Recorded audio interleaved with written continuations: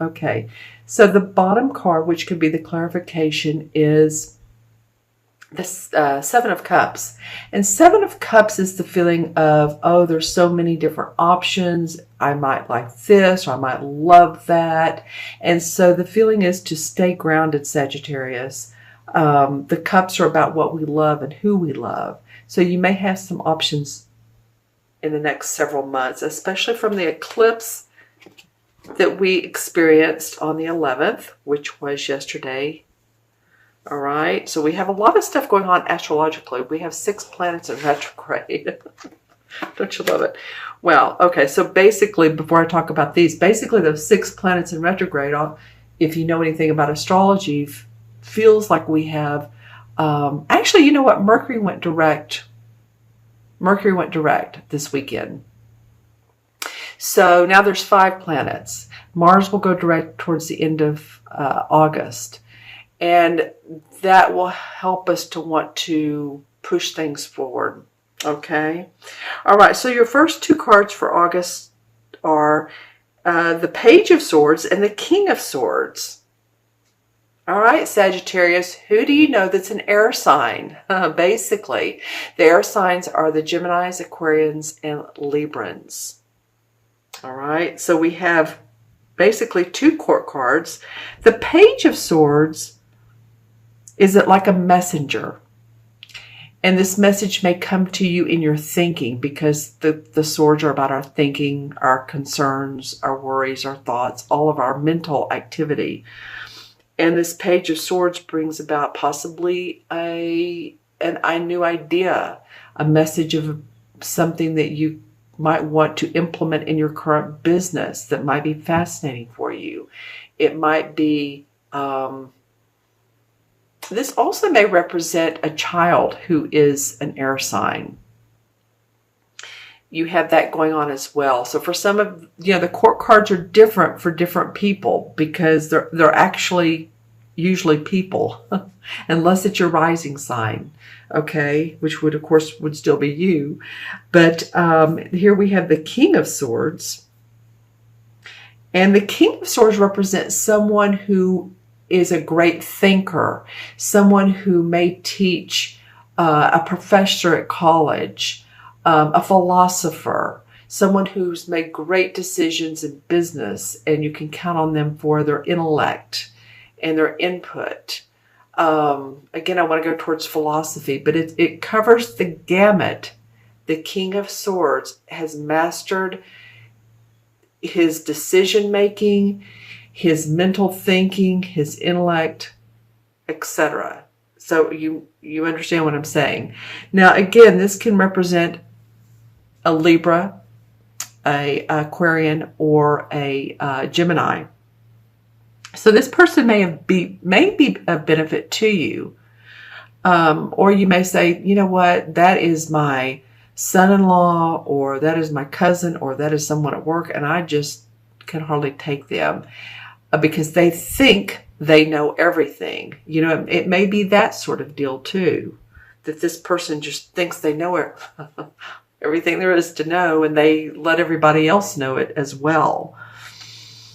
So you have 2 of these same types of cards. They're both court cards in the swords. So you'll will have to put in the comments below. They both have trees around them. They're both sitting outside with this sort of wavy green earth, and then they have water behind them as well, and these clouds. Let me see if there's anything intuitively I get as well as,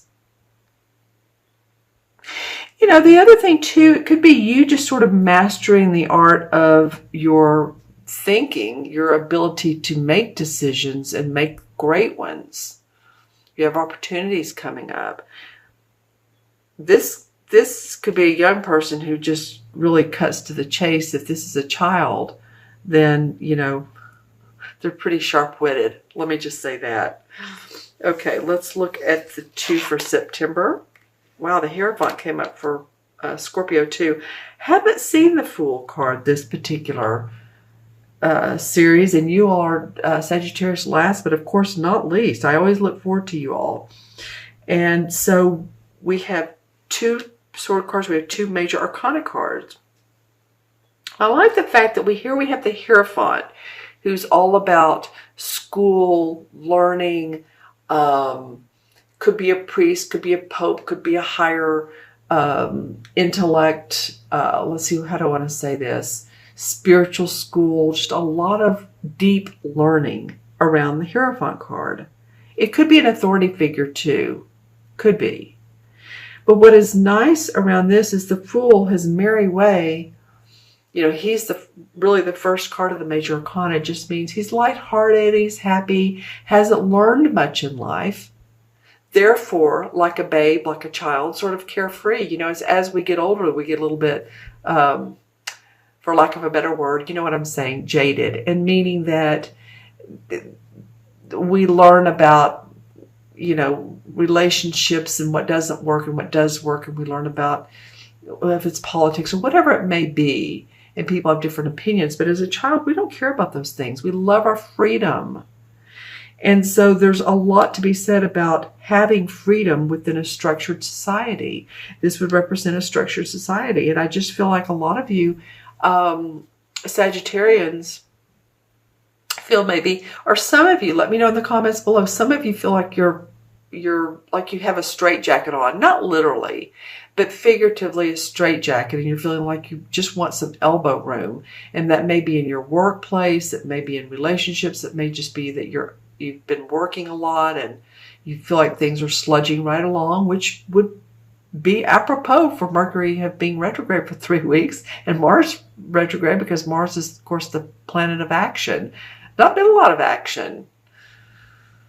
So there will be. And so that being said, I just feel like you all want to put forth your talents, your abilities, and there's a lot of being able to feel free in a structured society. Okay, I'm just going to leave it at that. And you interpret it what it means to you. And it might mean that too you're taking some metaphysical courses. Excuse me, metaphysical courses. And that could be this too as well.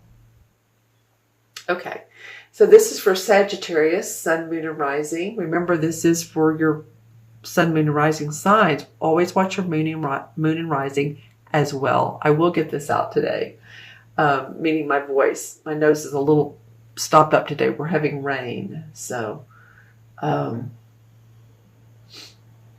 few allergies. Okay, well, here I see it. I see the mask in the crystal. I saw it for probably the first 4 out of 5 signs, and then a couple more later I saw it, and then I haven't seen it in a while. But I'm seeing this mask in this crystal. So it seems to be sort of a topic or a trend throughout this particular series. Now, again, Mercury has been in retrograde, so communications may have been a little bit off. But this mask also feels like someone to me who is either deceitful or hiding behind who they really are, or not expressing themselves. What they really mean is different than what they're saying. This could be someone you're suspicious of. I'm not trying to be negative. I'm just saying that there could be a person or a group or activity that you're like, I don't know, I don't feel good around this. It's not, I don't feel supportive around this person, especially I'm feeling a person. So discern that, be discerning, right?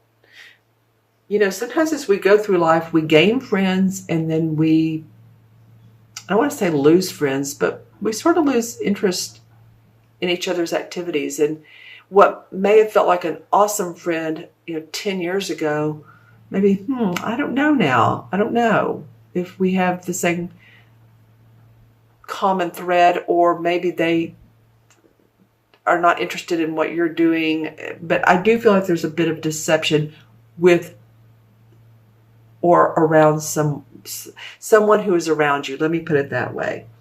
Okay. Anything else in the crystal for Sagittarius? What is this? What is this? Okay, ink.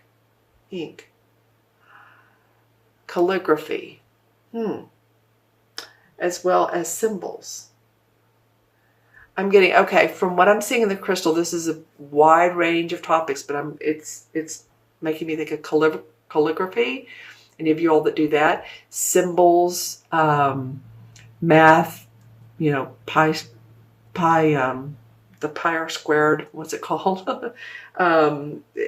Math symbols. So what do I want to say about this? It's also one of the signs of the horoscope.